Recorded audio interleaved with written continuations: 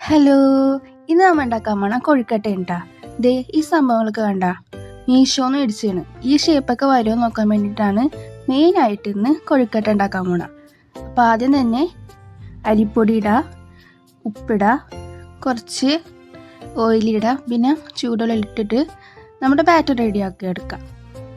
പിന്നെ ഗീ ഇടുക, പിന്നെ തേങ്ങ ഇടുക, പിന്നെ ഇലയിച്ചിട്ടിട്ട് അത് സെറ്റാക്കാം. പിന്നെ മോൾഡിൽ കുറച്ച് ഗ്രീസ് ചെയ്തിട്ട് ഇങ്ങനെ ഉണ്ടാ സെറ്റാക്കി എടുക്കേണ്ട. ഇതേപോലെ ചെയ്ത് നോക്കാം. കണ്ട ഷേപ്പായി വന്നാണ്ട വാവ്, സെറ്റല്ലേ. പിന്നെ ഇഡ്ഡലി തട്ടിൽ ഒരു 10 to 15 minutes സ്റ്റീം ചെയ്യാം. എല്ലാം സെറ്റായിട്ടുണ്ട്. കണ്ട ഷേപ്പൊക്കെ കറക്റ്റായിട്ട് വന്നിട്ടുണ്ട്. പിന്നെ നിങ്ങൾക്കറിയാലോ ടേസ്റ്റൊക്കെ അതേപോലെ. പിന്നെ ഈ ഷേപ്പ് കറക്റ്റായിട്ട് കിട്ടി. അപ്പോൾ ടാറ്റാ.